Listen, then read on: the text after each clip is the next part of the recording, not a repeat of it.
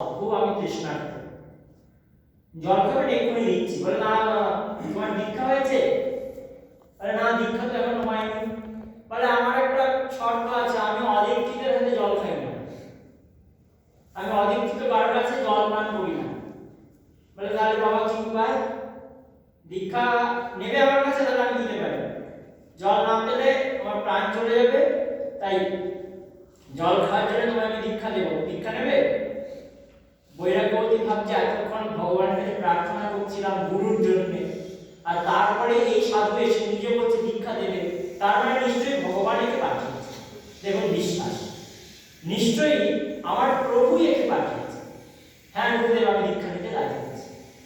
ঠিক আছে, জোর হলেও তার কিছু না কিছু মন্ত্র তো আসেই। মানে ছোটবেলা থেকে আমরা ভারতে জন্ম, মানে কিছু না কিছু একটা দুটো সংস্কৃত তো শুনেই আছে, যতই চোর হোক, যতই বাজে হোক। তো বৈরাগ্যবতীর কানে কানে কিছু একটা মন্ত্র দিয়ে বলছে যাও, তোমার দীক্ষার প্রথম পর্যায়ে সমাপ্ত। মানে এবার জল নিয়ে এসো। জল নিয়ে এসেছে, জল খেয়েছি, খাওয়া দাওয়ার পর গুরুদেব বলছে তাহলে আমি আজকে আসি।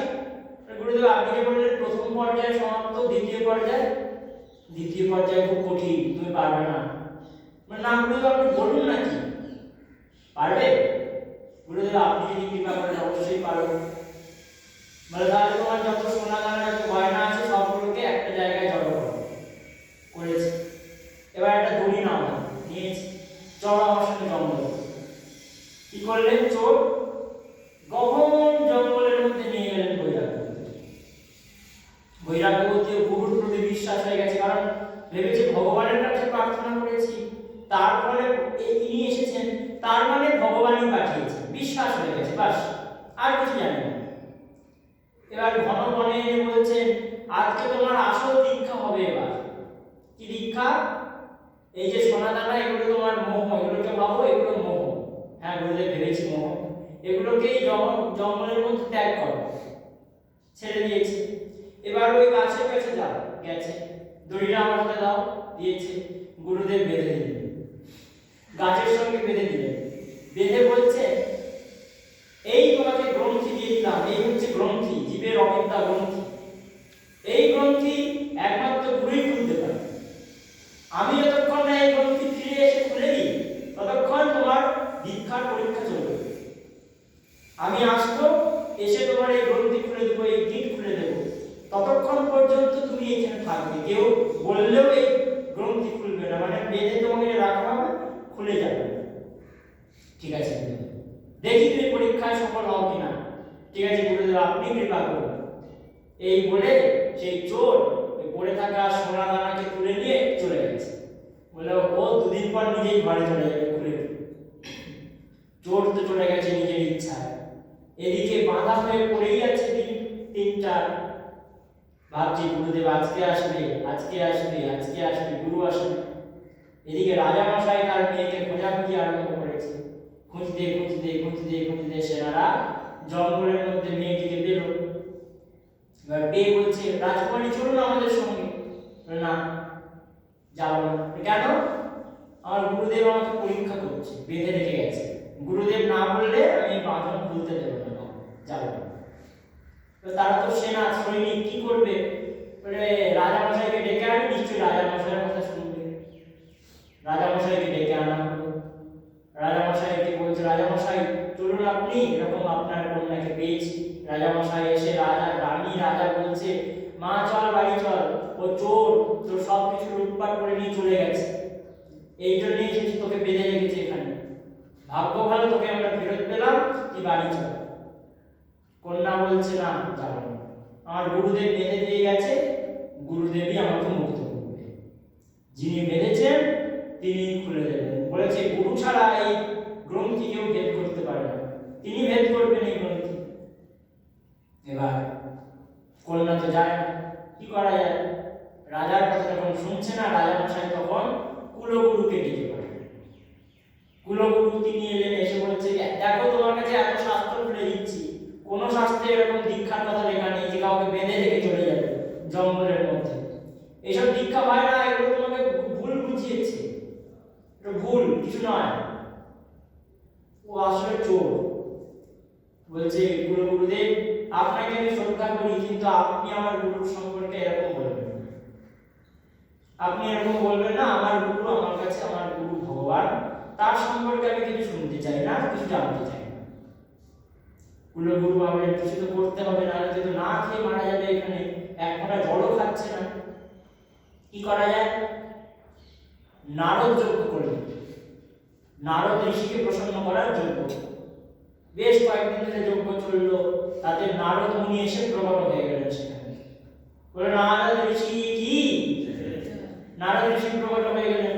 নারদ ঋষি বলছেন কেন আমাকে ডাকা হয়েছে? বলে এই যে দেখুন এই কন্যার এই অবস্থা, সমস্ত বৃত্তান্ত শোনালেন। নারদ ঋষি বলছে কন্যা এমন করে না, আসলে ও চোর ছিল, তুমি চলে যাও, ঘরে যাও মা বাবার সঙ্গে। বলে আপনি কে? আমি নারদ। বলছে না আপনি নারদ হতে পারেন না। কেন?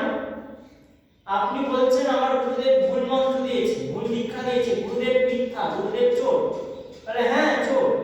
বলে তাহলে আপনি এলেন কি করে? আমার গুরুদেব যদি খারাপই হবে, আমার গুরুদেব যদি ভুল মন্ত্র দিয়ে যায়, আমাকে ঠকিয়ে যায়, তাহলে আমি নারদ মুনির দর্শন পাচ্ছি কি করে? বড় বড় তপস্বীরা সাধনা করে নারদের দর্শন পায় না, আর আমার গুরুদেব যদি আমাকে ভুল দীক্ষা দিয়ে যায়, আমি আপনার কি করে দর্শন পাচ্ছি? সেটা আমাকে বলুন। হয় আপনি ভুল নারদ, আর নাহলে আমার গুরুদেব ঠিক। যদি আপনি নারদ হন তাহলে আমার গুরুদেব ঠিকঠাক আছে। নারদ তো দেখলো তো সত্যি কথা বলছে। আরে কন্যা তোমার বিশ্বাসের ফলে তুমি পেয়েছো, বলে বিশ্বাসটা কার প্রতি?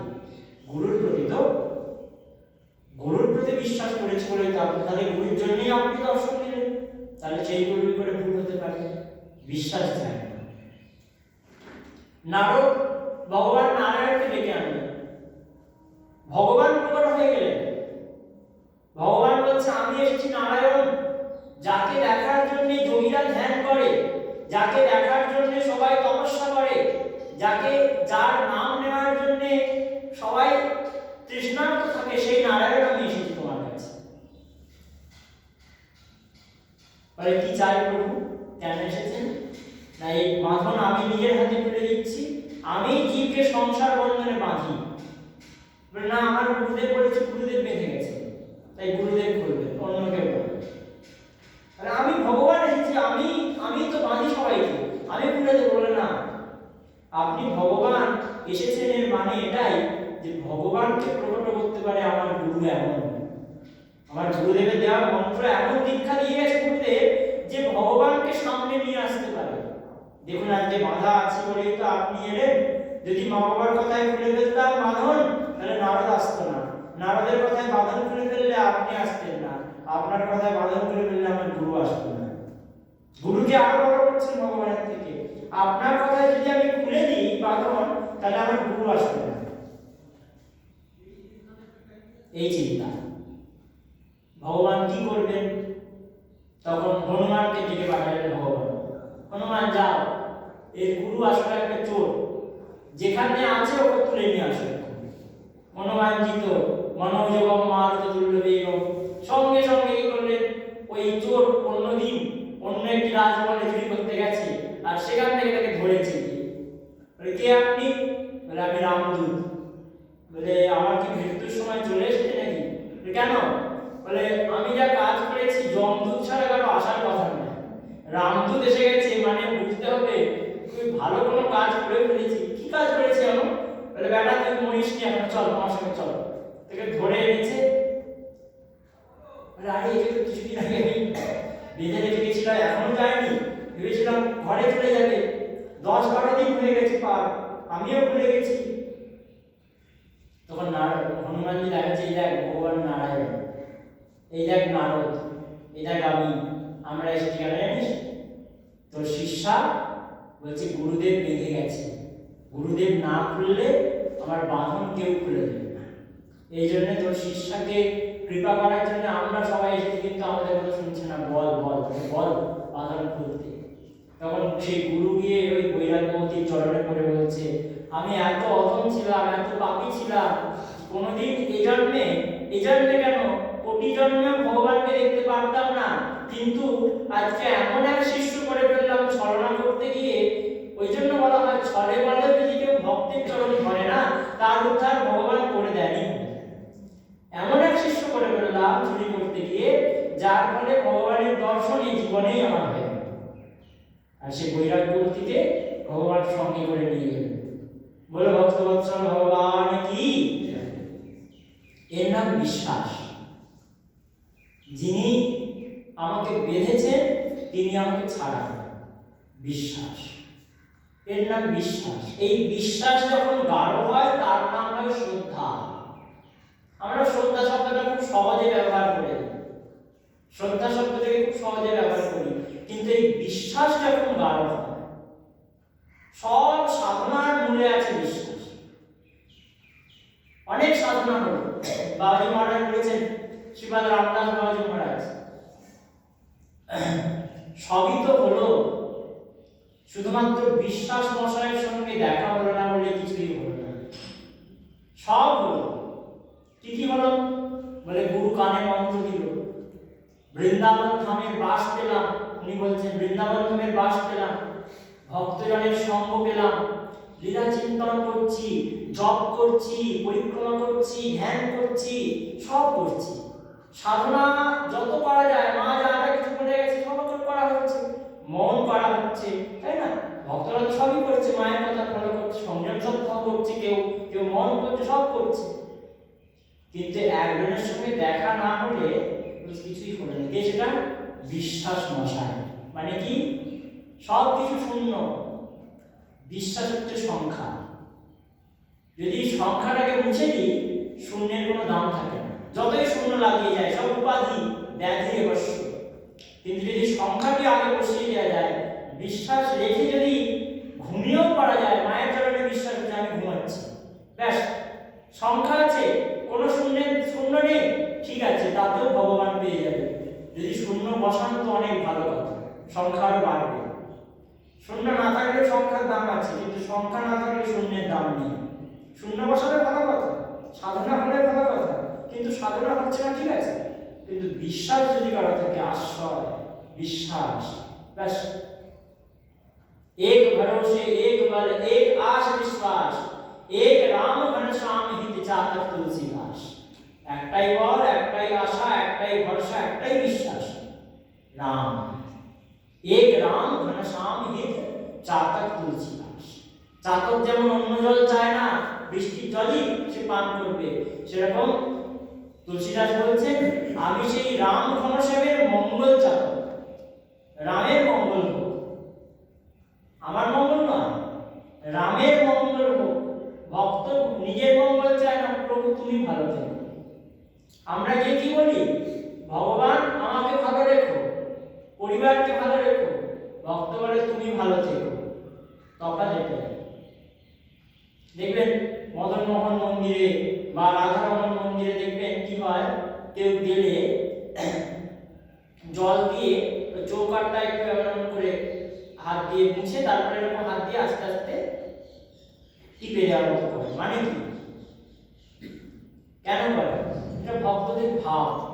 চৌকাঠে টিপছে, ভগবান কৃষ্ণের চরণ সেবা হয়ে যাচ্ছে, ওতেই ভগবান কৃষ্ণের চরণের সেবা হচ্ছে। চরণটি ধুয়ে দিল প্রথমে, এরপরে টিপে টিপে সেবা করছে। জানে আমাদের কানাই সকাল থেকে দাঁড়িয়ে দাঁড়িয়ে সবাইকে দর্শন দিচ্ছে, পা গুলো ব্যথা হয়ে গেছে। ব্রজবাসীরা গিয়ে যদি এরকম করে চৌকাঠে টিপে দেয়, সামনে তো যেতে পারবো না, গোস্বামী ছাড়া কেউ তো ভেতরে ঢুকতে পারবে না, তাই আমরা বাইরে থেকেই সেবা করি। আমরা সুখী হব, এটা তো ওই আগের লেভেলের ভক্তদের চিন্তা। শ্রদ্ধা ভক্তকে তুমি সুখী হবে, তোমার সুখ যাতে তৎ সুখে সুখীত্বম, তোমার সুখে সুখী, এর নাম শ্রদ্ধা ভক্তি। তাই বিশ্বাস যদি হৃদয়ে চলে আসে, সে যদি হাত পা ছড়িয়ে শুয়েও থাকে, তারও আর কোনো চিন্তা। गाओ केवल भजन को गाओ के आचार, व्यास भरोसे कुमारी के सोबल बाहु पछाड़। বলছে কারো ভজনের বল, ভাবে ভজন দিয়ে আমি ভগবানকে পাবো। কারো আচার আচরণের বল, খুব শুদ্ধাচারে থাকে, ভাবে শুদ্ধাচার দিয়ে আমি ভগবানকে পেয়ে যাবো। হরিরাম ব্যাসজি বলছেন ব্যাস ভরসে কুমারীকে, সোবত পাহু কাছা, হাত পা ছড়িয়ে শুয়ে আছে। কিসের জন্য?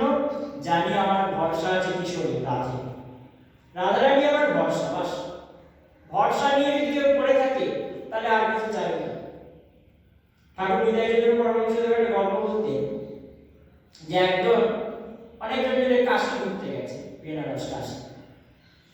তো গিয়ে একজন বসে বসে তাস খেলছে। তো বাকিরা বলছে, হ্যাঁ রে, বাড়িতেও তাস খেলিস, সেখানেও তাস খেলছিস, বরঞ্চ একটা কাজ কর, তাস না খেলে একটু জপ ধ্যান কর। তখন উনি উত্তর দিচ্ছেন যে আরে, এখানে বাড়িতে লোককে জপ ধ্যান করতে হয়, এখানে কি জপ ধ্যান করতে হয়? বলে কেন? বলে দেখো, এখানে কাশীতে এসে গেছি মানে, এখানে বিশ্বনাথ বাবার দরবারে পড়ে আছি মানে, তাস খেলে মরলেও আমি শিব হব, আর জপ ধ্যান করে মরলেও আমি শিব হব। তাহলে তাস খেলে মরাই ভালো। সেই জন্য আমি ভেবেছি তোমরা তো ঘরে ফিরে যাবে, আমি ভেবেছি বিশ্বনাথের বাবার দরবারেই পড়ে থাকবো, যেমন পারে ও বাবাকে আমাকে তার করিয়ে দিতেই হবে, এই জন্য আমি পড়ে আছি। তাই যেভাবেই থাকি আমি ভগবানকে তো পাবোই। বিশ্বাস, বিশ্বাস দিয়েছে বসে বসে তাস খেলছে, ভাবছে আমি ভগবানকে পাবো। কেন? আমি এখানে পড়ে আছি মানে শিব হবই হব, এতে বিশ্বাস। বিশ্বাস যার হয়েছে তার আর কোনো সাধনা লাগে না। সর্বেষু সাধন বৈষ্ণব, সমস্ত সাধনা করা হয় এর জন্যে, এতে ভগবানের চরণে বিশ্বাসটুকু আসে। আর এই বিশ্বাস হলো শ্রদ্ধার মূল কথা। শ্রদ্ধার মূলে বিশ্বাস। সব সাধনা হচ্ছে, সব হচ্ছে, কিন্তু বিশ্বাস আমাদের বড় দৃঢ়তা আসে না। এক্ষুনি ভাবছি তিনি আছেন, যদি কোনো বিপদ আসে, কোনো আপদ আসে, বিশ্বাসটা টলমল করতে থাকে, তিনি কি আছেন, তিনি কি বাঁচাবেন, এই কি যোগ হয়ে যায়। যদি না করেন তখন কি হবে? এই যদি, কিন্তু ভাবনা চলে আসে। কেন? কারণ আমরা বিশ্বাসটা আমাদের পাকা হয়নি। বিশ্বাস যখন পাকা হবে তখন আর কোনো কিছুর বাঁধ থাকে না, তখন তিনিই বাঁচাবেন, তিনিই করবেন, মারতে হলে মারবেন, রাখতে হলে রাখবেন। মারবে মারো, রাখবে রাখো, যা করবে করো, তুমি যা করবে, তুমি ছাড়া আমি জানি না, তুমি ছাড়া আমি জানি না। এর নাম বিশ্বাস। তো বিশ্বাস যখন প্রগাঢ় হয় তার নাম হয় শ্রদ্ধা। এই শ্রদ্ধা যখন গাঢ়তা প্রাপ্ত হয়, শ্রদ্ধা যখন আসে হৃদয়ে, তখন শ্রদ্ধা এলে সাধু সঙ্গ প্রাপ্তির ইচ্ছা জাগে। হৃদয়ে যখন শ্রদ্ধা আসে, সাধন ভক্তির মধ্যে শ্রদ্ধা ভক্তি হতে হতে যখন শ্রদ্ধাটি হৃদয়ে চলে আসে, তখন সাধু সঙ্গের ইচ্ছা হয় এবং সাধু সঙ্গ প্রাপ্ত হয়। জি, সৎসঙ্গ প্রাপ্ত হয়। সৎসঙ্গ হলে কি হয়? অনর্থের নিবৃত্তি হয়। সৎসঙ্গ, সাধুসঙ্গ, এই সৎসঙ্গ হচ্ছে ভজনের প্রাণ। মহৎসঙ্গ, সৎসঙ্গ হচ্ছে ভজনের একটি প্রাণ। বিশ্বাস প্রগাঢ় হওয়ার একটি মূল উৎস হচ্ছে সৎসঙ্গ। কারণ এই সৎসঙ্গ যদি আমরা শুনবো, এই ভক্ত ভগবানকে পেয়েছে, ও ভগবানকে পেয়েছে, এই শুনতে শুনতে তিনি আছেন, এতে একটা বিশ্বাস আসে। এই জন্যে সাধুসঙ্গ বা সৎসঙ্গ এটি ভজনের প্রাণ। ভজন হয় মার্জন, সাধুসঙ্গে অনুক্ষণ, অজ্ঞান অবিদ্যা করা যায়। নরোত্তম দাস ঠাকুর প্রেম ভক্তি চন্দ্রিকায় বলেছেন, ভজন হয় মার্জন। একটা পাত্র আছে যেটা নোংরা, একবার মাজলে দেখবেন পরিষ্কার হয় না, অনেকবার মাজতে মাজতে মাজতে মাজতে সেটা আস্তে আস্তে দেখবেন পরিষ্কার হয়ে যায়, চকচক। ঠিক সেরকম সাধু সঙ্গে অনুক্ষণ মার্জন করতে হবে, নাহলে কি হবে? জলে পড়ে আছে লোহা, জং ধরে যাবে। সব সময় না মার্জন করতে থাকলে ওই লোহা জং ছাড়া করা, মানে জং থেকে লোহাটাকে বাঁচানো যাবে না। তাই ভজন হয় মার্জন, সাধু সঙ্গে অনুক্ষণ। সাধু সঙ্গ, সতের সঙ্গ, শতান্ত সঙ্গান বীর্য সংবিদ ভবন্তি হৃদিকর্ণ রসায়না কথা তজ্জ সমাত আশু অপবর্গ ভক্তি শ্রদ্ধাগতি ভক্তির অনুপ্রবিশ্যতি। সতের সঙ্গে বসে ভগবানের কথা শোনা, শুনতে শুনতে কি হয়? শ্রদ্ধা, রতি, ভক্তি একে একে অনুক্রমে স্তুতি। এই যে বললাম শ্রদ্ধা আসে, শ্রদ্ধার পর সাধু সঙ্গ, শ্রদ্ধা, রতি, ভক্তি অনুক্রমে স্তুতি। কপিল ভগবান বলছেন এই শ্লোক, শতাং প্রসঙ্গান মহাবীর্য সংবৃত, যে সাধু সঙ্গে বসে আমার কথা শোনে তার কি হয়, ভবন্তি হৃদিকর্ণ রসায়ন কথা, তার হৃদ এবং কর্ণে রসায়ন হয়, রসের প্রবেশ হয়, রসের মধ্যে দিয়ে ভগবান ঢোকেন। ভগবানের একটি স্বরূপ আছে, যে স্বরূপটি হচ্ছে লালিনী স্বরূপ, আনন্দ স্বরূপ। ভগবানের কথা যখন আমরা শুনি তখন ভগবান আমাদের মধ্যে বসেন। কোথা দিয়ে ঢোকেন? আমরা যখন ভগবানের কথা শুনি তখন ভগবান আমাদের কানের মধ্যে দিয়ে ঢোকেন। শব্দরূপে কে যাচ্ছেন? শব্দরূপে ব্রহ্ম যাচ্ছেন, ভগবান যাচ্ছেন, মা যাচ্ছেন। প্রতিটি শব্দ ভগবানের কথা যা বলা হচ্ছে সেই শব্দগুলি কান দিয়ে ঢুকছে, মানে আমাদেরকে ভাবতে হবে ভগবান স্বয়ং ঢুকছেন কান দিয়ে। আহা কি সুন্দর! এইগুলি ভাবতে ভাবতেই আমাদের আর কিছু লাগে না। এটা একটা কথা আছে, ঠাকুর বলেছেন নিতাই চৈতন্য পরমহংসদেব, ভাবতে ভাবতেই ভাব হয়। ভাব আলাদা করে বাজার থেকে কিনতে পাওয়া যায় না, যে কারো কাছে গেলাম আপনি আশীর্বাদ দিন, আমার এবার ভাব হয়, কিনতে পাওয়া যায় না কারো কাছে। ভাবতে ভাবতেই ভাব হয়। যত তার কথা ভাবনা হবে, যত চিন্তা হবে, যত মনন হবে, যত শ্রবণ হবে, স্মরণ হবে, আহা প্রভু আমার, তার স্বরূপে চিন্তা হবে। করতে করতে ভাবছি তিনি আমার কাছে ঢুকছেন কান দিয়ে। হায় হায়, দেখো আমি কত অভাগা, তাকে আমি বুকে জড়িয়ে নিইনি বলে তিনি অন্য রূপ ধরে আমার কাছে আসতে বাধ্য হচ্ছেন। কত অভাগা! নজরুল ইসলাম বলেছেন না যে ভগবান আমাদের দরজায় থাকেন। নজরুল ইসলাম বলছেন, আমি বলি এত কৃপাময়, এত ক্ষমা সুন্দর তুমি, মানুষের বুকে তবে কেন এই অভাবের মরুভূমি? প্রভুজি বলেন, মোর সাথে ভাব করিতে চাহে না কেউ, আড়ি করে আছে মোর সাথে, তাই মানুষের জীবনে এত অভাবের ঢেউ। ভিখারির মতো নিত্য ওদের দুয়ারে দাঁড়ায় থাকি, আমারে বাহিরে রাখিও না বলে কত কেঁদে কেঁদে ডাকি। ভগবান আমাদের দরজায় দাঁড়িয়ে আছে নিত্য। কি বলছেন? ভিখারির মতো নিত্য ওদের দুয়ারে দাঁড়ায় থাকি, দিন রাত আমাদের দরজায় দাঁড়িয়ে ভগবান নক করছেন, আমারে বাহিরে রাখিও না বলে কত কেঁদে কেঁদে ডাকি। শীতকালে যদি একটা লোক বাইরে বসে থাকে, আপনি কি থাকতে পারবেন ভেতরে, ঘরের ভেতরে? ভগবান দিন রাত বাইরে বসে আছেন, ডাকছেন কেঁদে কেঁদে, একবার জি দরজাটা খোলো, আমাকে হৃদয়ে ঢুকতে দাও। সে কথা শোনে না, পথ চলে ওরা আপন অহংকার। আমরা সেটা শুনি না, আমরা নিজেদের অহংকারে পথ চলি, তাই এত কষ্ট পায়, এত মার খায় সংসারে। বলছে এই মার খাওয়ার কারণ কি? তার কারণ ওরা আমাকে হৃদয়ে দিতে চায় না। আমি বাইরে বসে থাকি, আমি যাদের ঘর দিই, হায় আমায় দেয় না ঘর। বলছেন আমি যাদেরকে ঘর দিই তারা আমাকে ঘর দেয় না। কবিতাটি শুনবেন একবার, সবাই কাছে অনুরোধ রইল। আল্লাহ পরম প্রিয়তম মোর, আল্লাহ তো দূরে নয়, কবিতাটির প্রথম লাইন।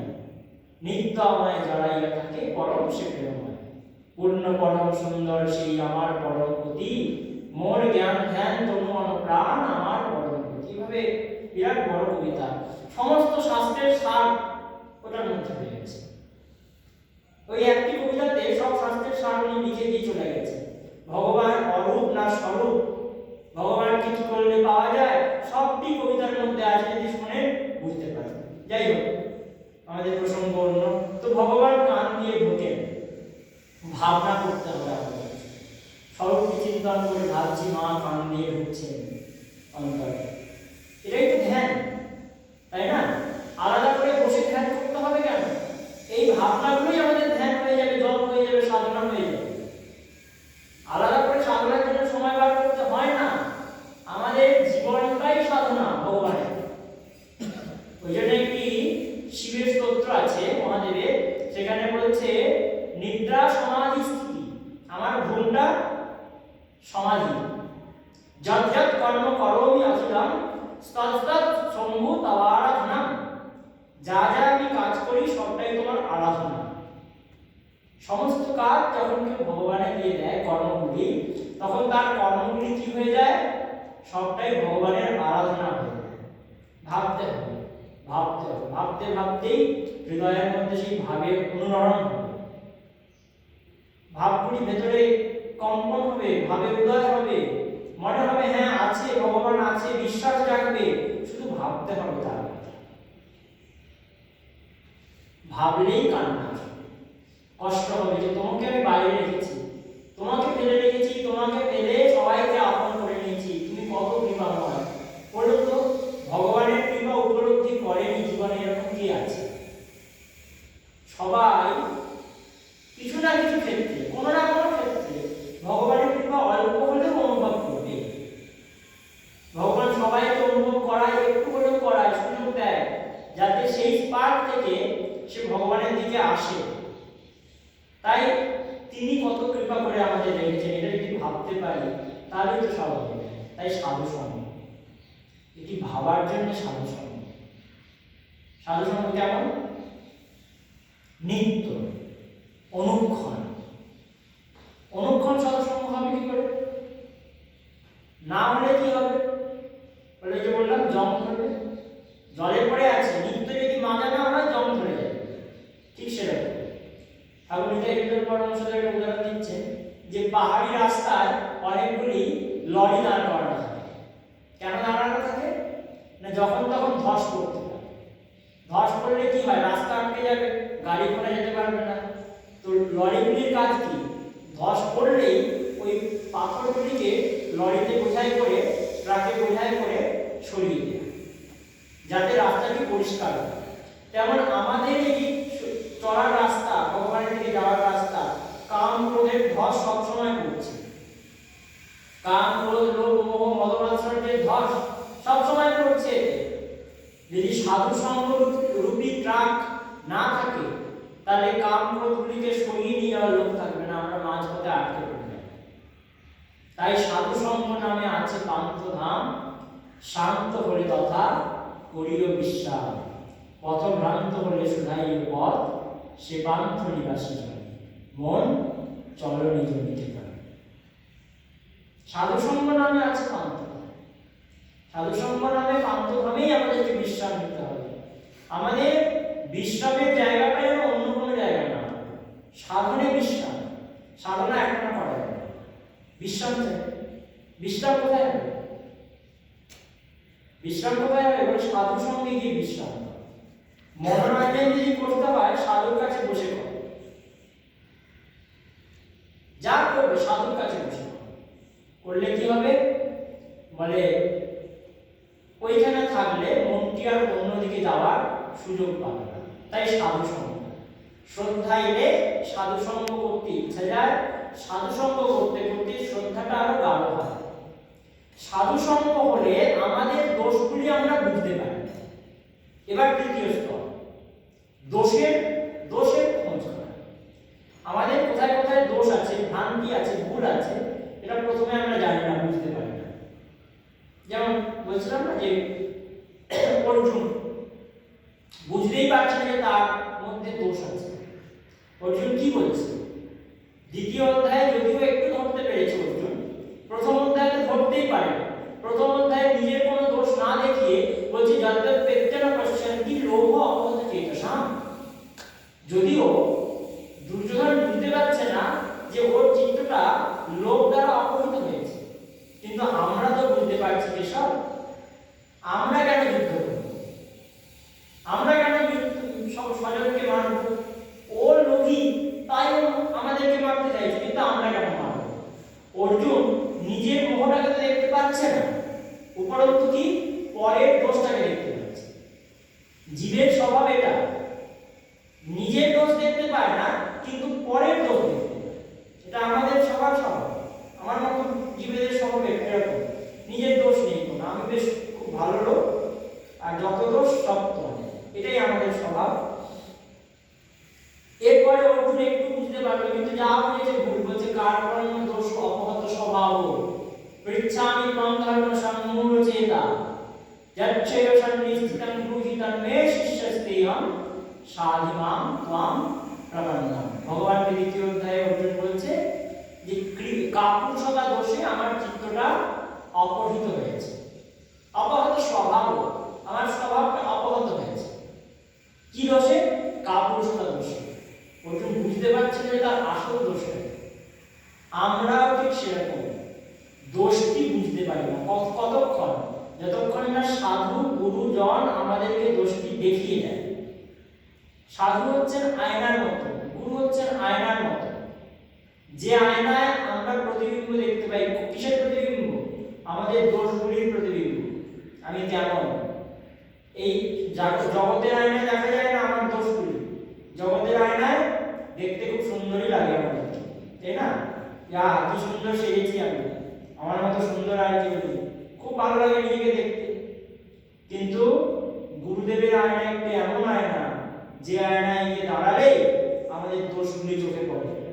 বলুন তো, মায়ের কাছে এসে বসলে নিজের মধ্যে অবগুণগুলো চোখে পড়ে কিনা? কি কি অবগুণ আছে, কি কি দোষ আছে? দীক্ষা হয়ে গেছে তারা জানে আমার কি কি দোষ আছে, কি কি অবগুণ আছে, সব বোঝা যায় যখন আমরা সাধুর কাছে বসি, যখন আমরা ভগবানের কথা শুনি, যখন আমরা মায়ের কথা কাছে এসে বসি, ছবির কাছে বসলেও তার এমন কি স্বভাব আছে, যে আয়না আছে, যে আয়না আমাদের দোষগুলিকে আস্তে আস্তে আস্তে আস্তে দেখায়, দোষের অনুসন্ধান। তখন গিয়ে অর্জুনের মনে হয় হ্যাঁ আমার মধ্যে মোহ আছে। অর্জুন এবার মন দিয়ে ভগবানের কথা শোনে, দিয়ে মাঝখানে আবার বলে অর্জুন যে মোহয়ং বিগত মম। বিশ্ব দর্শন যোগে শুরুতেই বলছে অর্জুন কি হয়েছে না, আমার মোহ চলে গেছে। ভগবান কিছু বললেন না, যার মোহ গেছে সে কোনদিন বলবে না যে আমার মোহ চলে গেছে। প্রথমে দেখতেই পাচ্ছিল না, এখন বুঝতে পেরেছে মোহ ছিল, চলে গেছে। ভগবান কিছু বললেন না, বিশ্বরূপ দর্শনে বিশ্বরূপ দেখালেন, তারপরে ভক্তি থেকে অর্জুন নিজেই প্রশ্ন করলো, ভগবান জ্ঞান দিয়ে গেলেন। অন্তিমে গিয়ে অর্জুন বলছে যে যখন ভগবানের জ্ঞান দেওয়া সম্পূর্ণ হয়ে গেল, ভগবান বললেন যথেচ্ছসি তথকুরু, তোমার যা ইচ্ছা হয় তুমি তাই করো। তখন গিয়ে অর্জুন বললেন যে নাষ্ট মোহা স্মৃতির লব্ধা তৎপ্রসাদার মায়াচ্যুত, তোমার কৃপায় আমার মোহ নষ্ট হয়েছে। নষ্ট মোহা চলে গেছে না, তোমার কৃপায়, এই কৃপা শব্দকে যোগ করলে তোমার কৃপায় প্রসাদে আমার মোহটি নাশ হয়েছে। আমরা অহংকার যে বলতে পারি আমার জন্য আমার মোহ চলে গেছে, না, তোমার কৃপায় আমার মোহটি গেছে, তুমি কৃপা করেছো। তাই আমাদের যে অনর্থগুলি, সেই অনর্থের খোঁজ হয় কোথায় না, সাধুর কাছে গেলে, তখন সাধু সঙ্গ করলে, সৎসঙ্গ করলে আমাদের অনর্থগুলির খোঁজ হয়। আর অনর্থের যখন খোঁজ হয় তখন অনর্থের নিবৃত্তির উপায় বেরিয়ে আসে। অনর্থ কত প্রকার? অনর্থ 4 প্রকার। আমরা চলছি কিন্তু সেই চিত্রজল্পের পথে, সাধকের স্থিতি থেকে আস্তে আস্তে সিদ্ধের স্থিতিতে যাব। সেই জন্য প্রথমে কি হলো, সাধন ভক্তি। সাধন ভক্তি করতে করতে শুদ্ধা ভক্তি এলো। শুদ্ধা ভক্তি যখন চলে এলো, সাধন ভক্তির প্রাণ শ্রদ্ধা, সাধুসঙ্গ, অনর্থ নিবৃত্তি। শ্রদ্ধা, সাধুসঙ্গ, ভজন ক্রিয়া, ক্ষমা করবেন, তৃতীয় হচ্ছে ভজন ক্রিয়া। তখন সাধুর কাছে এসে বসলে আমাদের ভজন করতে ইচ্ছা যায়। ভজন করতে করতে যেমন একটা ঘরে ধুলো আছে, দেখা যায় না ধুলোটা, যখন আপনি একবার ঝাড়ু মারলেন দেখবেন ধুলোটা উঠতে আরম্ভ করে চারিদিকে, দেখতে পাচ্ছেন। বা ধরুন মোবাইলে কোনো মেসেজ ডিলিট করবেন, ডিলিট করার উপায় কি? যেটা আননেসেসারি মেসেজ সেটাকে আগে দেখতে হবে, তাই না? কাকে আমি বাদ দেবো, ফেলবো কাকে? যেটা আমার দরকার নেই, যেটা দরকার আছে সেটা রাখতে হবে, যেটা দরকার নেই সেটা ফেলতে হবে। তাহলে যেটা দরকার নেই সেটাকেও দেখতে হবে, যেটা দরকার আছে সেটাকেও দেখতে হবে, তাই না? তাহলে ভজন যখন করা হয় তখন কি হয়? তখন গিয়ে দেখবেন জপ করতে বসলে জগতের সব চিন্তা মনের মধ্যে ঘুরপাক খায়। এমনি সময় মনে হয় বেশ ভালো আছি, কিন্তু জপ ধ্যান করতে বসলে মনে হবে জগতের সব চিন্তা আমাদের মাথার মধ্যে চলে এসেছে। যতদিন আগে স্বামী ভূতেশানন্দজির একটা খুব সুন্দর গল্প আছে। উনি একজন শিষ্যকে জিজ্ঞাসা করেছেন বাবা জব করে লাভ হচ্ছে? তো শিষ্য বলে খুব লাভ হচ্ছে। বলে বাবা জব করে কেমন লাভ পাচ্ছ? খুব লাভ হচ্ছে গুরুজি। আর বলবেন না, এত লাভ হচ্ছে মানে বলে বোঝাতে পারবেন না। বলে বাবা এতদিন ধরে জব করে আমার যত লাভ হলো না, শিষ্যের তার থেকে বেশি লাভ হয়ে গেল? কি লাভ হচ্ছে বলো একটু।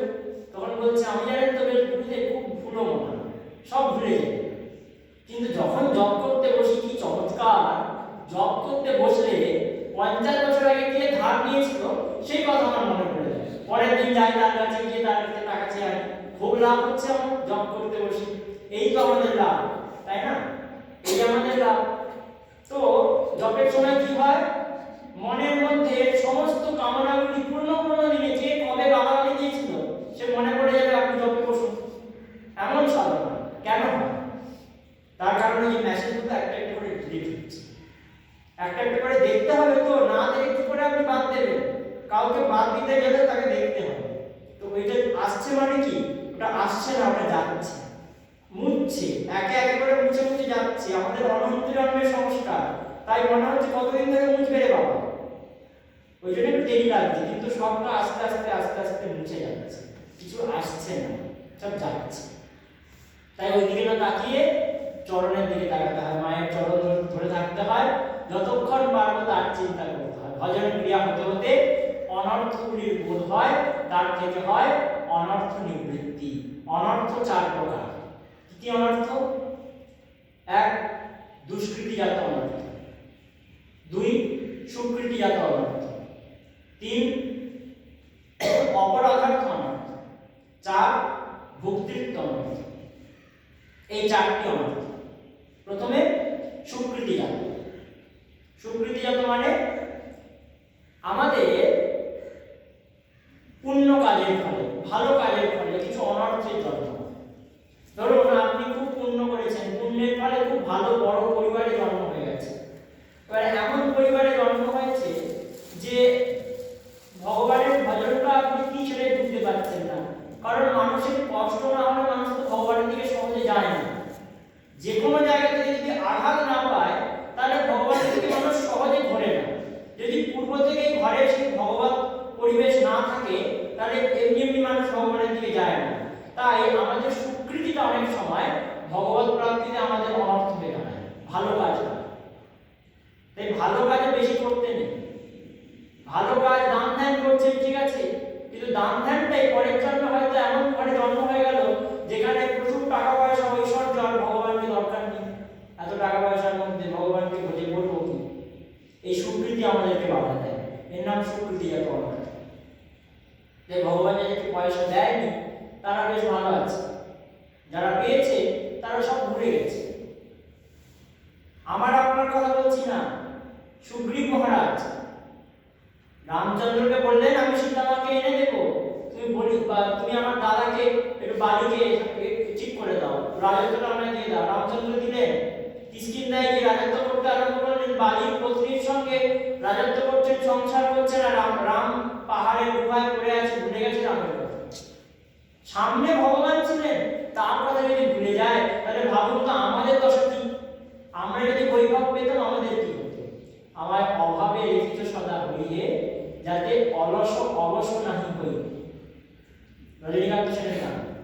আমায় অভাবে লিখিত সদা হইয়ে যাতে অলস অবশ নাহি হই। তাই অভাব, সুকৃতি আমাদেরকে বাধা দেয় ভগবানের পথে। আবার দুষ্কৃতি, এটা সত্যি সুকৃতিজাত অনর্থ। ভগবত ভজনে আপনাকে বাধা দেবে।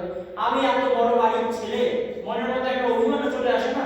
সুকৃতির ফলে হয়তো খুব বড় বাড়িতে জন্ম হলো, এত বড় বাড়ির ছেলে আমি সাধুদের চরণে প্রণাম করবো, অহংকার চলে আসে মনের মধ্যে।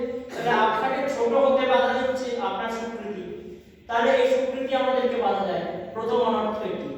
দুষ্কৃতি, আমাদের খারাপ কাজ, খারাপ কর্ম। খারাপ কর্ম করার ফলে সেটিও আমাদের ভক্তির পথে বাধা হতে পারে। খুব পাপ করেছে, যেমন বাল্মীকি করেছিল না, রত্নাকর। রাম বলতে পারতো না, মরা মরা করতো, নামটা পর্যন্ত ভগবানের ঠিক করে উচ্চারণ করতে পারছে না, মরা মরা করতো। যদিও নাম পরে কৃপা করল, নাম প্রভুর কৃপাতে মরাটাই রাম রামায়ণ রচনা করলেন। তো এই দুষ্কৃতি, খারাপ কাজ। तुलसी पिछले पाप से हरि कथा ना सुहाए, जैसे जल की वेग से भूख विदा हो जाए। জ্বর এলে যেমন খিদে মিটে যায়, খিদে থাকে না পেটের মধ্যে, তেমন পেছনের জন্মের পাপের ফলে আমাদের হরি ভজন ভালো লাগে না। যেসব তন্ত্রগতম পাপম জননাং পুণ্য কর্মণাং স্তে দন্তমোহর বিমুক্তা ভজন্তি মাম দৃঢ়ব্রতা। গীতায় ভগবান বলছেন, যেসব তন্ত্রগতম পাপম, যার সমস্ত পাপ অন্তর্গত হয়েছে, জননাং পুণ্য কর্মণাং, পুণ্য কর্মের উদয় হয়েছে, স্তে দন্তমোহর বিমুক্তা ভজন্তি মাম দৃঢ়ব্রতা, তিনি দ্বন্দ্বমোহ থেকে মুক্ত হয়ে আমায় বুঝতে পারেন। তাহলে পাপটাও আমাদের ভগবানের পথে বাধা, পুণ্যটাও আমাদের ভগবানের পথে বাধা। যেটা রামকৃষ্ণ বলেছেন না, এই নে মা তোর পাপ, এই নে তোর পুণ্য, এই নে জপ, এই নে তপ, এই নে ভালো, এই নে মন্দ। এইভাবে ঠাকুর রামকৃষ্ণ বলেছেন। বলে কিন্তু যখন মিথ্যা দিলাম, সত্যটা দিতে পারলাম না। এই নে তোর মিথ্যা বলতে পারলাম না, এই নে তোর সত্য। শুধু সত্যকে রেখেছিলেন না, বাকি সব দিয়ে দিয়েছিলেন মাত্র, সত্যবাদ। এই জন্যই বলে গেছেন সত্যই কলির তপস্যা। যাই হোক, তো এই হচ্ছে দুষ্কৃতিজাত অনর্থ। দুষ্কৃতি আমাদেরকে ভগবানের পথে বাধা দেয়, যেটাকে বেদান্তের ভাষায় বিক্ষেপ বলা হয়। অনর্থ মানে বিক্ষেপ। বেদান্তে এক কথায় বিক্ষেপ বলা হয়েছে, ভক্তি শাস্ত্রে এটিকে অনর্থ বলে বলা হয়েছে। তো এই দুষ্কৃতি। এরপরে আসে ভুক্তার্থ অনর্থ। ভুক্তার্থ অনর্থটা কি? ভক্তি করতে করতে অনেক সময় অহংকার হয়, ভজনের একটা অহংকার হয়ে যায়, জ্ঞানের একটা অহংকার হয়ে যায়, যে আমি জানি, আমি বুঝি, ওরা বোঝে না, তাই বোঝাতে এসেছি। এই অহংকার, এই অহংকার আমাদেরকে ভগবানের দিকে যেতে দেয় না। অভিমানম সুরাপানম গৌরব রৌরব সম প্রতিষ্ঠা সুপরি নিষ্ঠা ভজন ত্যক্তা হরিম ভজে। এই অভিমান যদি কারো থাকে, যে আমি ভজন করি, অভিমান, তাহলে কি তার পতন নিশ্চিত। সুরাপানকারীর সমান। মদ যে খায় আর যে অভিমান করে, তাদের কোনো ভেদ নেই। তাই সুকৃতি দুষ্কৃতি তো নাশ খুব সহজে হয়, কিন্তু এই যে এই অনর্থটি খুব বড় অনর্থ, যে আমাদের সাধনা করতে করতে সাধনার মধ্যে অহংকার, যে আমি বেশ ভালো সাধন করি। যে কোনো সাধনা করতে করতে যদি মধ্যে চলে আসে যে আমি বেশ ভালো সাধনা করি, আমি বেশ ভালো তপস্যা করি, আমার মতো ত্যাগী নেই, এই যে অহংকার, এই যে অভিমান, বাকি অতটা খতরনাক নয়, বাকিতে ভগবান উদ্ধার করবে। কিন্তু এখানে এই অহংকার যদি কারো এসে থাকে, পতন তার হবে, তার পতন হবে এই অহংকারে, যে আমি ভালো ভজন করি। এটা একটা অনর্থ। ভক্তি করতে করতে, জ্ঞান পেতে পেতে, যে কোনো সাধনা করতে করতে সাধনের একটা অহংকার হয়ে যায়, তার পতন নিশ্চিত। একজন ছিলেন যে জানতেন যে অন্নেই সমস্ত দোষ, অন্ন মানে যে আমরা খাই, খাদ্যেই দোষ আছে, তাহলে একটা কাজ করো, খাওয়া দাওয়া বন্ধ করে দাও। জঙ্গলে থাকতেন, গাছের ছাল খেয়ে রেখেছিলেন 24 বছর। 24 বছর গাছের ছাল নিয়ে খেতেন। অহংকার ছিল মনের মধ্যে, যে আমি গাছের ছাল খেয়ে থাকি। একদিন কাম এসেছে, স্বয়ং কাম এসে বলছে যে তুমি নিজেকে কি মনে করো? বলে আমাকে আপনি হারাতে পারবেন না, আমি খুব বড় সড়ো সাধক হয়ে গেছি, আমি অন্ন খাই না, আমি কিছু গ্রহণ করি না, আমাকে আপনি পারবেন না হারাতে। বলে আরে মহাদেবের মনে আমি সঞ্চার করেছি কাম, আমার কাছে কেউ কিচ্ছু না, সবাইকে মোহিত করতে পারি। তাহলে আপনি পারবেন না, ঠিক আছে, তাহলে সামলাও নিজেকে। এই বলে কামদেব চলে গেলেন।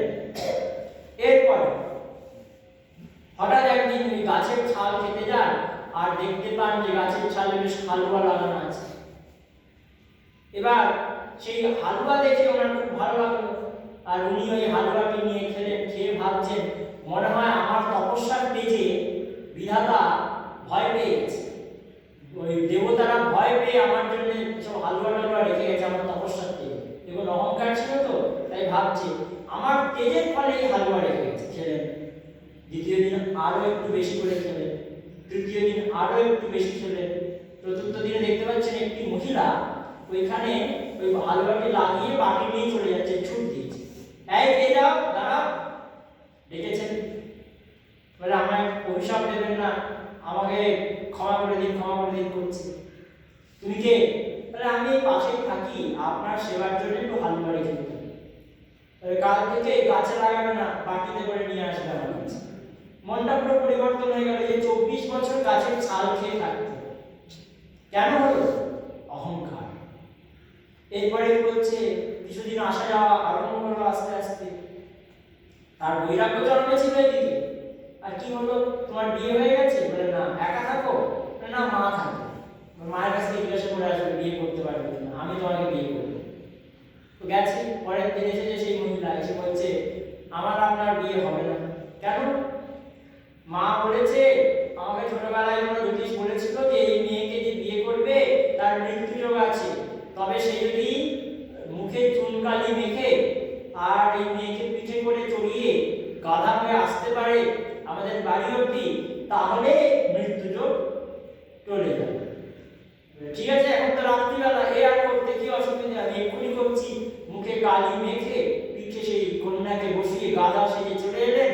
আর সেই শাশুড়ি মায়ের কাছে এসে যখনই প্রণাম করেছেন, কামদেব দাঁড়িয়ে আছেন আর গালে একটা মারলেন ছক। কি বলেছিলেন না যে কোনো কেউ আমাকে টলাতে পারবে না, দেখো এক ফোঁটায় তুমি হিলে দেবে। তাই আমরা যদি অহংকার রাখি, আমাদেরকে রক্ষা কেউ করবে না। তাই সাধনা ভালো, কিন্তু এত সাধনা ভালো না যাতে সাধনার অহংকার চলে আসে। অসাধনের নিবৃত্তির জন্য সাধনা করতে হয়, কিন্তু সাধনাটাও তাকে দিয়ে করতে হয়। যা যা করছি তুমি করাচ্ছ তাই করছি, এটা বারবার আরোপ করতে হয়। বারবার আমরা মনে ভাবছি আমি করছি, এটা আমাদের ভাবনা আছে আমি করছি, ঠিক আছে, কারণ আমাদের অহংকার আছে। কিন্তু বাইরে থেকে অন্তত বারবার ভগবানকে বলা। অর্জুন মনে মনে শরণাগত হয়নি, অর্জুন তনে শরণাগত হয়েছিল, দেহে। অর্জুন কি বলছে? কার্পণ্য দোষ অপদ স্বভাব ঈশ্বরকে কি বলছে? পৃচ্ছামি ত্বং ধর্ম সম্মূঢ় চেতাস যচ্ছেব সন্নিষ্ঠিতং ব্রুহিতং মে শিষ্যস্তেহং সাধিমাম ত্বং প্রপন্নাম। প্রপন্নাম মানে কি? আমি তোমার শরণাগত হলাম। এবার তারপরে কি বলছে? বলেছে যে আমি তোমার শরণাগত হলাম, যা ভালো হয় তুমি সেটা বলো, আমি করব। তারপরে বলছে ন যৎসৈতি গোবিন্দ মুক্তা তুষ্ণী বহুবহ, আমি যুদ্ধ করব না, এই আমার সিদ্ধান্ত। যে শরণাগত সে কি কোনোদিন বলতে পারে আমি যুদ্ধ করব কি করব না? যার শরণাগত সে তো বলবে তুমি যুদ্ধ করবে কি করবে না। কিন্তু অর্জুন বোধহয় সম্ভবত একাদশ দ্বিতীয় অধ্যায় সেখানে গিয়ে বলে দিচ্ছেন আমি যুদ্ধ করব না, তাহলে শরণাগতি হয়নি। কিন্তু ভগবান তো জ্ঞান দিলেন, জ্ঞান দিলেন, কারণ মৌখিক শরণাগতি। কলিযুগে কীর্তন প্রধান, কলিযুগে স্মরণ প্রধান নয়। আমরা মুখে যদি প্রতিদিন বলতে পারি না হে মা আমি তোমার, হে মা আমি তোমার, মুখে বলাটাই কাজ হয়ে যাবে। মুখেও যে বলে আমি নিতাইয়ের দাস, সেই জন যায় আমার পাশ। মুখে বলাটাই অন্তরে একদিন বসে যাবে। তাই আরো আমি করছি না তিনি করাচ্ছে, আমি করছি না তিনি করাচ্ছে। বারবার মন যাবে আমি করছি আমি করছি আমি করছি, কিন্তু ঘুরিয়ে ঘুরিয়ে মনটাকে তিনি করাচ্ছেন তিনি করাচ্ছেন তিনি করাচ্ছেন নিয়ে আসে। এই আরোপ করতে করতে যেমন একটা দড়ি সাপ হয়ে যায়, আরোপ করতে করতে যেমন আমাদের অহংকারটা ভগবানের অহংকার হয়ে যায়, কাঁচা আমিটা পাকা আমি হয়ে যায়। আরোপ সংসারটাও আরোপ, তেমন ভগবানকেও আরোপ করতে হবে। তাই এই হচ্ছে ভুক্তার্থ অনর্থ। সাধনা আমাদের একটা অনর্থের জন্ম দেয়, এই ভুক্তার্থ অনর্থ। এরপরে অন্তিম অনর্থ অপরাধার্থ অনর্থ। সুকৃতি দুষ্কৃতি ভুক্তার্থ অপরাধার্থ। অপরাধার্থ অনর্থ কি? ভজন করতে করতে সাধু সন্তের চরণে বা ভজন ক্রিয়ার যাজনে কিছু কিছু এমন কাজ আছে যা করে ফেললে আমাদের অপরাধ হয়ে যায়। অপরাধ শব্দের মানে কি? পাপ আর অপরাধ কিন্তু আলাদা। পাপ আর অপরাধ। পাপ কি? সাধারণ জগতে আমরা যে খারাপ কাজ করি, যেটা শাস্ত্র বিবর্জিত কর্ম, সেটাকে বলা হয় পাপ। আর ভগবানের চরণে বা ভক্তের চরণে এদের সঙ্গে যুক্ত কোথাও যখন আমরা কোনো অপরাধ করি, খারাপ কাজ করি, তাকে বলা হয় অপরাধ। অপগত রাধা রসমাত, রাধারানী যে কাজ করলে হৃদয় থেকে বেরিয়ে যায়, অপগত রাধা, তাকে বলা হয় অপরাধ। যেমন সাধু বৈষ্ণব অপরাধ আছে, নাম অপরাধ আছে, 10 প্রকারের নাম অপরাধ,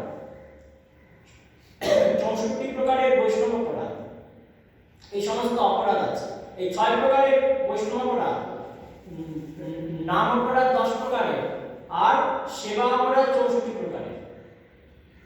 প্রত্যেকটা অপরাধের বিভাগ আমাদের চৈতন্য লীলাবলীতে চৈতন্য মহাপ্রভুই বলে গেছেন, সনাতন গোস্বামীকে সমস্ত কিছু বলেছেন, কি করলে কি হয়, কি করতে হয়, কি না করতে হয়, সবটা বলে দিয়েছেন মহাপ্রভু।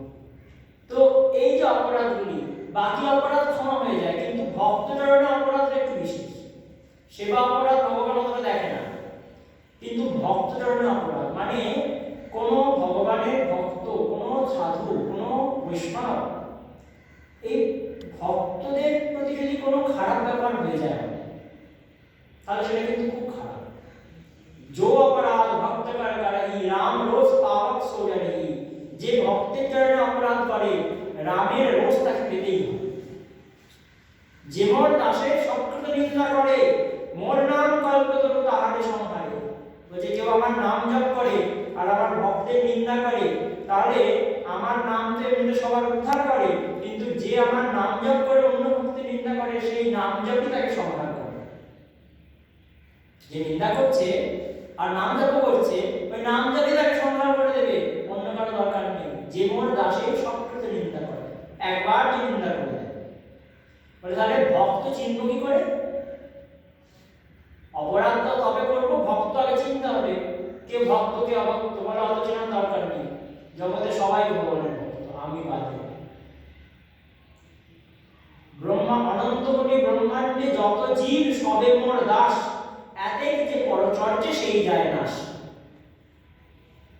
মহাপ্রভু বলছেন অনন্ত কোটি ব্রহ্মাণ্ডে যত জীব সবে মোর দাস, সবাই আমার দাস মানে আমার ভক্ত, এতেক যে পরচর্যে সেই যায় নাশ। এই জন্য যে পরের নিন্দা করে, পরের সমালোচনা করে, পরকে দুঃখ দেয়, সে নাশ হয়। তাহলে ভক্তকে জগতের সবাই ভক্ত, আমি বাদে বাকি সবাই ভক্ত, এই বোধ আমাদের মধ্যে রাখতে হবে। বৈষ্ণবের দুটো ডেফিনেশন, একটা নিজের জন্য, একটা পরের জন্য। পরের জন্য কি? যে ভগবানকে ভজে সেই বৈষ্ণব, মানে জগতের সবাই যে কোনো ভাবে ভগবানকেই ডাকছে, কারণ সব রূপে কে আছে? ভগবানই তো সব রূপে আছে। ইয়া দেবী সর্বভূতেষু ভ্রান্তি রূপেণ সংস্থিতা, স্মৃতি রূপেণ সংস্থিতা, মোহ রূপেণ সংস্থিতা। কি না মা হয়েছেন? ভগবান সমস্ত কিছুর মধ্যে আছেন, পাপে ভগবান, পুণ্যে ভগবান, সমস্ত কিছুতে ভগবান। তাহলে ভগবানের ভক্তি সবাই করছে, আস্তিক বলুন নাস্তিক বলুন, সবাই কি করছে? বিভিন্ন ভাবে ভগবানের ভক্তি করছে। দেখতে গেলে এটা হচ্ছে বাকিদের জন্য একটা সংজ্ঞা, আর নিজের জন্য কাম ক্রোধ বিহীনা যে হিংসা দম্ভ বিবর্জিতা, লোভ মোহ বিহীনা স্তম স্তেয় বৈষ্ণব জানা। যার মধ্যে কাম থাকবে না, ক্রোধ থাকবে না, লোভ থাকবে না, মোহ থাকবে না, হিংসা থাকবে না, দম্ভ থাকবে না, দেশ থাকবে না, সে বৈষ্ণব। এটা নিজেকে দেখার জন্য। আমি কি এখনো বৈষ্ণব হয়েছি? না। আমি কি এখনো ভক্ত হয়েছি? না। কেন? আমার মধ্যে এই গুণগুলির একটিও আসেনি। এটা নিজেকে দেখার জন্য। আমি যদি এইটা যে পরকে দেখতে যাই যে এ দেখো এর মধ্যে এখন কাম আছে, তাহলে ভক্ত নয়, বৈষ্ণব নয়, ভুল। নিজেকে দেখা আলাদা, লোককে দেখা আলাদা। সবাই ঈশ্বর, সবের মধ্যে তিনি আছেন, আমি একমাত্র বঞ্চিত। তাই আমাকে সকলের আরাধনা করতে হবে, সবার আরাধনা। তো এই হচ্ছে অপরাধার্থ অনর্থ। অপরাধ যদি হয়ে যায়, সব অনর্থের নাশ সম্ভব, কিন্তু অপরাধ যদি হয়ে যায় সে অনর্থের নাশ একমাত্র সাধু সন্তই করতে পারে যার জন্য অপরাধ হয়েছে।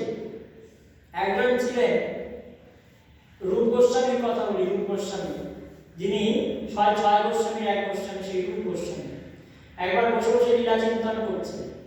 দেখুন অপরাধ কিরকম খারাপ। লীলা চিন্তন করছেন, অন্তরে লীলায় দর্শন করছেন রাধা কৃষ্ণের সেই বৃন্দাবনের দিব্য লীলা। রাধারানী আর কৃষ্ণ দুজনে হাত ধরাধরি করে যাচ্ছে, আর যেতে যেতে একটি গাছের উপরে ফুল ফুটেছে, খুব সুন্দর বৃন্দাবনের পুষ্প ফুটেছে। তো রাধারানী বলছে, কানাই গাছটা একটু নিচু করো না, একটু পারবো। ছোট রাধারানী পারতে পারছেন না, কত সুন্দর।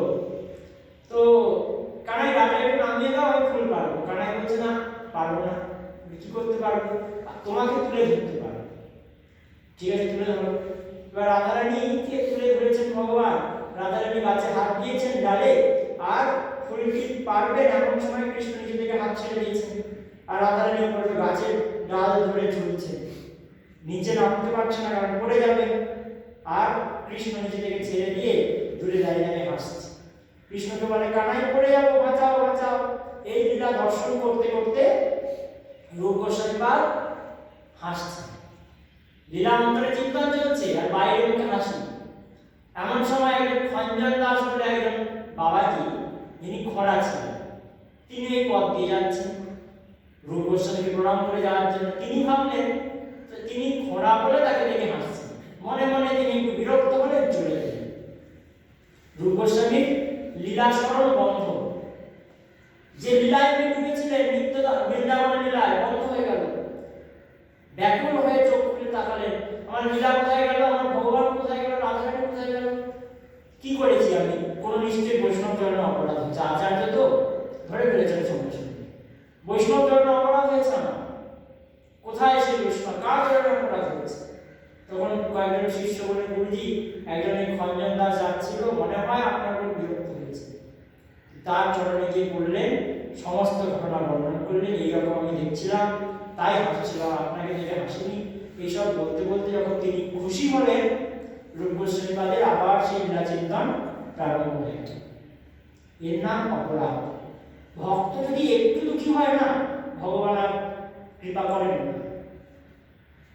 তাই সমস্ত দোষ পাপের নামে কাটে, কিন্তু অপরাধ একমাত্র যার চরণে হয়েছে তার চরণে, সেই চরণ ধরতে হবে। এটি খুব সাধনার প্রাণ কেন্দ্র, এটি আমাদেরকে খুব সাবধানে এখানে পা ফেলতে হবে। কেন এতখানি করা, এই জায়গাটি করা হয়েছে, তার কারণ এটি যে ভক্ত যদি একবার অসন্তুষ্ট হয়, তাহলে ভগবান আর ভালোবাসে না সেই জীবকে। কারণ ভগবান নিজে শূন্য। ঠাকুর হৃদয় চন্দ্র পরমহংস বলছে, ভক্ত ছাড়া আমি একবারে ডাহা ফেল। কথাটা বলছেন একবারে ডাহা ফেল, না আমি কিছু নয়। ভগবান কিন্তু ভগবান বলে ভক্ত না হতো, এই ভক্ত আছে বলেই ভগবানের মহিমা। যে ভক্তকে যে কষ্ট দেয় তার কোনো গতি হয় না। এই হচ্ছে অপরাধার্থ। হন্তি নিন্দন্তি বৈদেশিকী বৈষ্ণব অনভিনন্দতি ক্রোধতি জাতির হর্ষণ দর্শনে পতনবিষয়। এই ছটিকে বলা হয় বৈষ্ণব অপরাধ। হন্তি বৈষ্ণবের মারা, বৈষ্ণবকে। নিন্দন্তি তার নিন্দা করা, কারো বৈষ্ণব সবাই কারো নিন্দা নয়। হন্তি নিন্দন্তি বৈদেশিকী দেশ প্রকাশ করা, হিংসা করা। ক্রোধতি তাকে দেখে ক্রোধ করা। জাতির হর্ষণ দর্শনে এসেছে কিন্তু তাকে দেখে আনন্দিত না হওয়া। দাঁড়ে এসেছে, ধরুন একজন কেউ এসেছে, তাকে দেখলাম, দেখে বলছি কেন এসেছে, চলে গেলেই ভালো লাগে, কখন যাবে এই ভাবনা, অপরাধ। জাতির হর্ষণ দর্শনে পতন বিষয়, এইগুলি কি বৈষ্ণব অপরাধ। এরকম নাম অপরাধ আছে 10 প্রকার, 64 প্রকার সেবা অপরাধ রয়েছে। এই অপরাধ থেকে বাঁচা মূল হচ্ছে বৈষ্ণব অপরাধ বা ভক্ত অপরাধ। বৈষ্ণব অপরাধ তার বলা আছে, আসলে সমস্ত ভক্ত, সে যে কোনো সম্প্রদায়, যে কোনো মত, যে কোনো পথ, ভক্তকে সবাই ভগবানের ভক্ত। তাই সবাইকে যদি আমরা ভালো ভাবতে পারি, তবেই গিয়ে একমাত্র আমাদের উদ্ধারের উপায় আছে। তো যাই হোক, এই হচ্ছে অনর্থ 4 প্রকার। এবার অনর্থের নিবৃত্তি। অনর্থের নিবৃত্তিও 4 প্রকার আছে। অনর্থের নিবৃত্তি যত যত হবে আমাদের স্তর তত তত ভক্তি জগতে উপরে উঠবে। অনর্থের নিবৃত্তির প্রথম স্তর একদেশবর্তিনী। একদেশবর্তিনী অনর্থ নিবৃত্তিতে কি হয়? নিষ্ঠা আসে। নিষ্ঠা, শ্রদ্ধা, সাধুসঙ্গ, ভজনক্রিয়া, অনর্থ নিবৃত্তি থেকে এলো নিষ্ঠা। একদেশ, এখানে কৃষ্ণ প্রেম শূন্য, আর দেহাভিমান 16 আনা। দেহাভিমান 16 আনা, কৃষ্ণ প্রেম শূন্য, নিষ্ঠা। এই সময় একদেশবর্তিনী অনর্থ নিবৃত্তি, মানে একটা দুটো করে অনর্থ নাশ হচ্ছে। এরপরে রুচি, নিষ্ঠা, রুচি। রুচিতে কৃষ্ণ প্রেম 4 আনা, দেহাভিমান 12 আনা। রুচি স্তরে গেল, সেখানে দেহের অভিমান রয়েছে কিন্তু কত? 12 আনা। 16 আনা আগে পুরোটাই দেহ অভিমান দিয়ে বলো। এখন একটু ভগবানের প্রতি প্রেম হয়েছে, নিজের সঙ্গে নিজেকে বেশি ভালোবাসি কিন্তু ভগবানকেও একটু ভালোবাসি, নিষ্ঠা। এই রুচি, রুচিতে এই সময় বহু দেশবর্তী, মানে অনর্থের নিবৃত্তিটা হয় কি? বহু দেশবর্তী। এক দেশবর্তিনী নিষ্ঠায়, রুচিতে বহু দেশবর্তিনী, মানে একসঙ্গে 2-3টে অনর্থ নাশ হচ্ছে। এই সময় গিয়ে কৃষ্ণ প্রেম 4 আনা আর দেহ অভিমান 12 আনা। এরপরে রুচি, আসক্তি। এরপরে আসে আসক্তি, দৃঢ় অভিনিবেশ ভগবানে। ভগবান ছাড়া জানি না, ভগবান ছাড়া বুঝি না, এই দৃঢ় অভিনিবেশ। এই সময় কৃষ্ণ প্রেম 8 আনা, দেহ অভিমান 8 আনা। দেহ অভিমান আছে, কৃষ্ণ প্রেম আছে। এটা 8 আনা, ওটা 8 আনা। এইটাকে বলা হয় প্রায়িকী অনর্থ নিবৃত্তি। প্রায়িকী, একদেশবর্তিনী, বহুদেশবর্তিনী, প্রায়িকী, এটিকে বলা হয় প্রায়িকী অনর্থ নিবৃত্তি। এরপরে আসক্তির পরে আসে ভাব।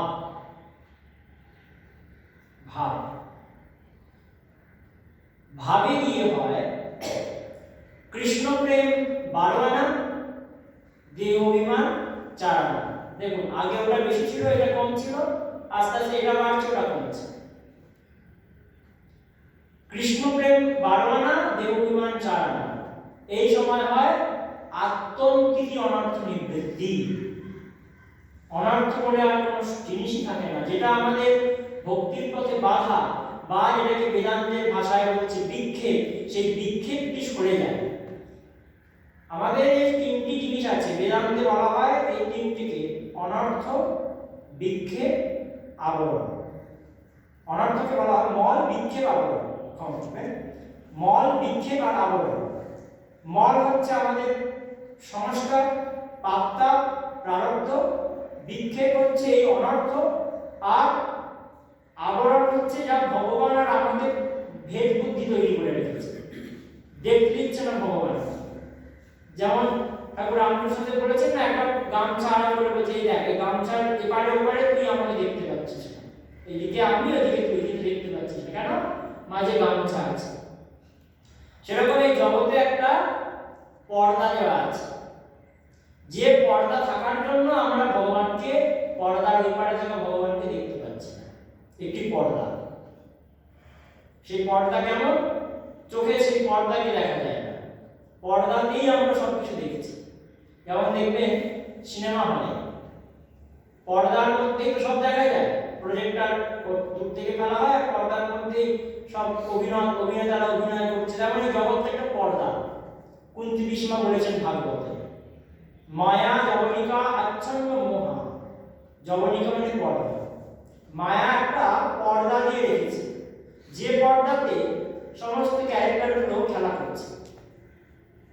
পেছনে নটনাট্য ধর যথা, নটনাট্য ধর ভগবান পেছন থেকে সেই পর্দাতে যে খেলাগুলি হচ্ছে সেগুলিকে কন্ট্রোল করছে। যেমন পুতুল নাচ হয় না, পেছন থেকে একজন নাচায় পুতুলগুলোকে ধরে, ঠিক সেরকম দেখবেন আঙুলে সুতো বাঁধা থাকে আর পুতুলগুলোকে এমন করে নাচায়। সামনে একজন গল্প বলে আর পুতুলগুলো এমন নাচে যে দেখে মনে হয় যে ওই গল্পটাই কোথায় ওখানে চলছে, পুতুলগুলো নিজে নিজে কাজ করছে। আসলে কিন্তু না, পেছন থেকে একজন নাচায়। সুতা ধরে তুমি নাচাও পুতুল, কেউ হাসে কেউ কাঁদিয়া ব্যাকুল, নদীর একুল ভাঙিয়া গড়য়ে ওই কুল, নিরজনে আর মনে, আবার কি খেলা খেলিবে শুধুই, কি খেলা করবে মনে। সুতা ধরে তিনি পুতুল নাচিয়ে, এটাই তার কাজ। তো আমরা ওই পুতুল নাচটা দেখে সন্তুষ্ট, আমরা যিনি নাচাচ্ছেন তাকে দেখতে চাই না। কুন্তী ভীষ্মা এটাই বলেছে, নটনাট্য ধর যথা, সেই নটনাট্য ধর যিনি, তাকে যখন দেখার অভিলাষ হয় তখন জীবের মুক্তির পথ খুলে যায়। তাই এই যে আবরণ, এই আবরণ বেশি দিনের জন্য স্থির নয়। মল বা পাপ এটাও চিরস্থায়ী নয়। যার জন্য আমরা ভগবানের সঙ্গে যুক্ত হতে পারি না, আবরণ সরে না, সেটির মূল কারণ হলো বিক্ষেপ বা অনর্থ। এটাকে আমরা অনর্থ বলছি, বেদান্ত সেটিকে বলা হচ্ছে বিক্ষেপ। এই বিক্ষেপটাই মনটাকে বিভিন্ন দিকে ঘুরিয়ে রেখেছে, ভুলিয়ে রেখেছে। ভুলিয়ে রাখার জন্যেই আমরা আবরণটাকে সরানোর চেষ্টা করছি, নাহলে আবরণ সরে যেত। আবরণ আমাদের ইচ্ছা সরে না, আবরণ ভগবান এমনি সরিয়ে নেয় যদি কেউ বিক্ষেপটাকে সরিয়ে দেয়। বিক্ষেপটাকে আমাদেরকে সরাতে এগিয়ে যেতে হবে। আমরা যখন চেষ্টা করব, চেষ্টা করতে করতে ভগবান দেখবেন এই বিক্ষেপ সরে যাচ্ছে, তখন ভগবান